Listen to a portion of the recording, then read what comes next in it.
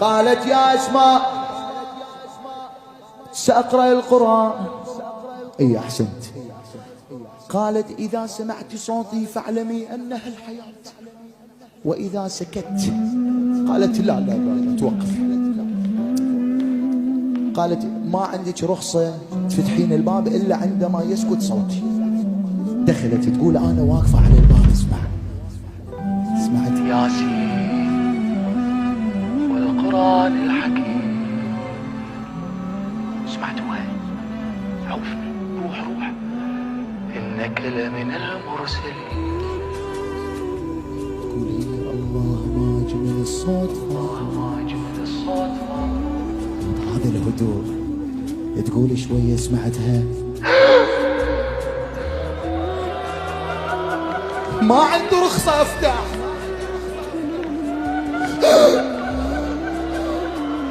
نادت يا بنت رسول الله. صرتوا على الباب هسه انا واثق انتوا شايفين الزهرة عفتوني. هذا اللي اريد.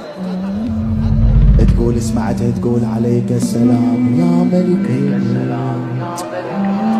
يعني اجا عليك السلام يا جبرائيل. ثم بكت. ليش بكت؟ يقول عرفت ليش بكت عندما قالت وعليك السلام حبيبي أبي يا رسول الله. مشتاقة تطير. وتقول شوية سمعتها تقول يا علي وداعا يا علي وداعا لقد بقيت غريبا وحيدا في امان الله أولاد. في امان الله. اسمع في امان الله.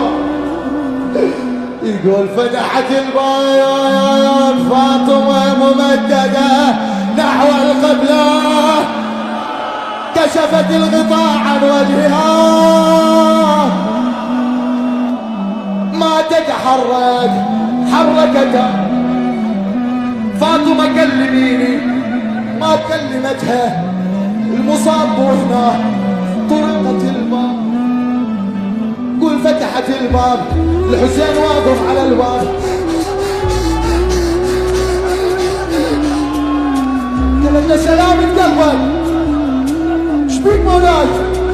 رحت على قبر النبي